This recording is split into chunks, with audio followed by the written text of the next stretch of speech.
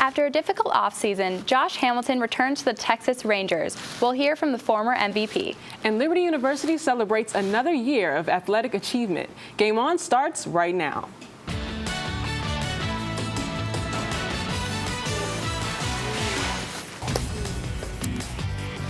Welcome to Game On, where we bring the intensity like it's a Game 7 every single day. Alongside Charae McQueen, I'm Margaux Gill. And Charae, speaking of Game 7s, there was one in the Stanley Cup playoffs on Monday night. Yeah, Margaux. The Islanders looking to get past the first round since 1993. That's a very long time, my friends. The Capitals on home ice looking for a huge win. Capitals would get on the board. First, John Smith gets Joel Ward rebound, and that puts the Capitals up 1-0. We head to the third period. Frank Nelson won the score. Ugly goal. Later in the third, Eugene Kendall gets a great goal. Puts the Caps up 2-1 with 6 minutes left, and that would do it. The Capitals prevail in 7. I am pumped that the Caps are moving on to face the Rangers. Here is what the Caps player had to say. I feel great. You know, that's why we're here, and it's a great feeling to win the Game 7, and you're still in the playoff, and you just want to keep playing, just play our game. That's it. I'm pretty sure we're gonna watch the video, and we're gonna do the same thing. We're gonna try to win the series game by game, shift by shift, and it's all about it. Continuing with the NHL playoffs, it was a showdown in the Motor City as two of powerhouses squared off. Tampa Bay Lightning looking to force a Game 7 back in Tampa as they were in Detroit.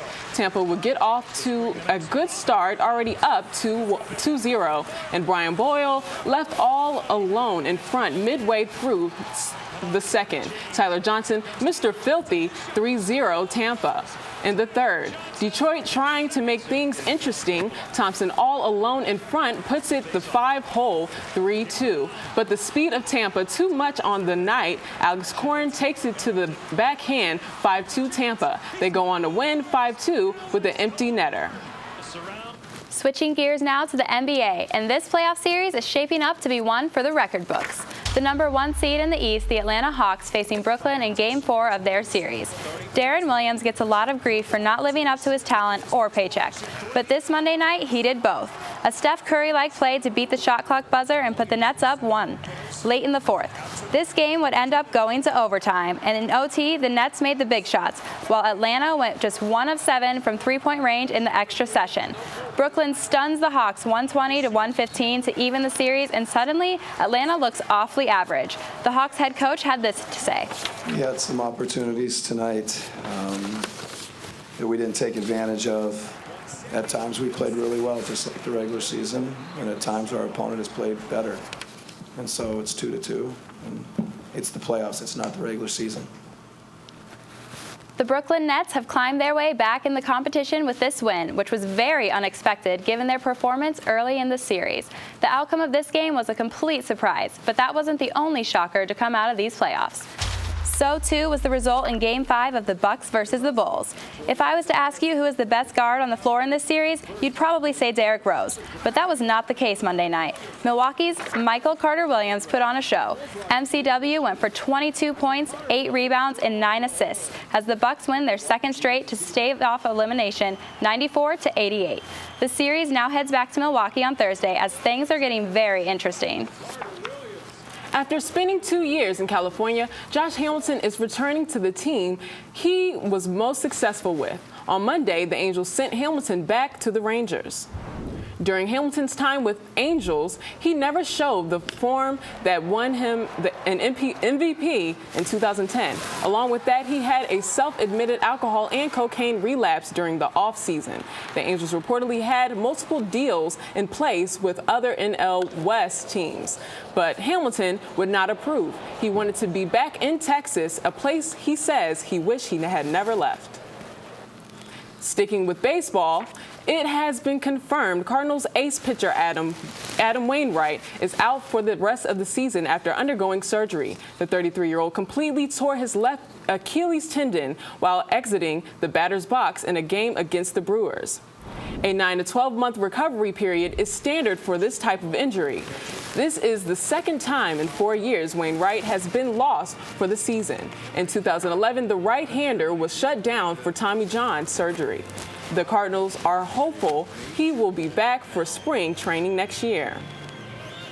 In case you've been living in a cave or are just incredibly forgetful, let me remind you that the NFL draft begins on Thursday night. Perhaps someone should have reminded prospect Shane Ray of that fact before he decided to go driving around with weed in his car. Ray, a defensive end out of Mizzou, has been projected as a first-round draft pick virtually since the day he declared. But now, some are questioning that after early Monday, he was pulled over for speeding and was cited for having a small amount of marijuana in the car. We're good.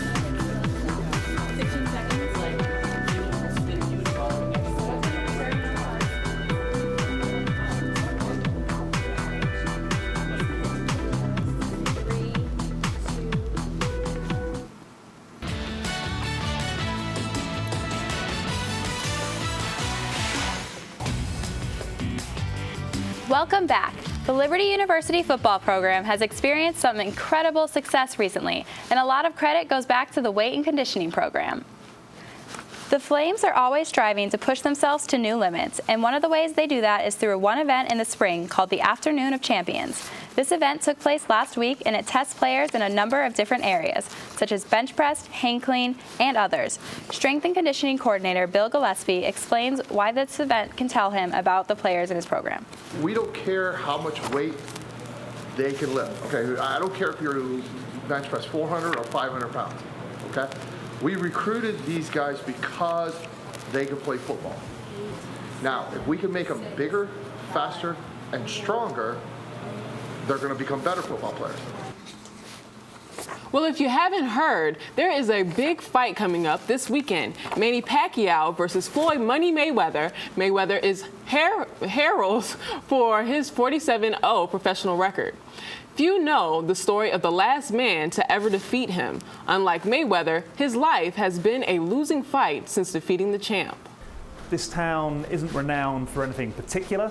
It's not a centre for sporting excellence, but it is home to the last man to beat Floyd Mayweather in a boxing ring. Heading into the 1996 Atlanta Olympics, Serafim Todorov was at his peak as a boxer. Supremely confident, talented, and experienced, he faced a teenage American in the featherweight semi-finals. Still to come, a brawl breaks out at a sporting event between teammates. That strange video when we return.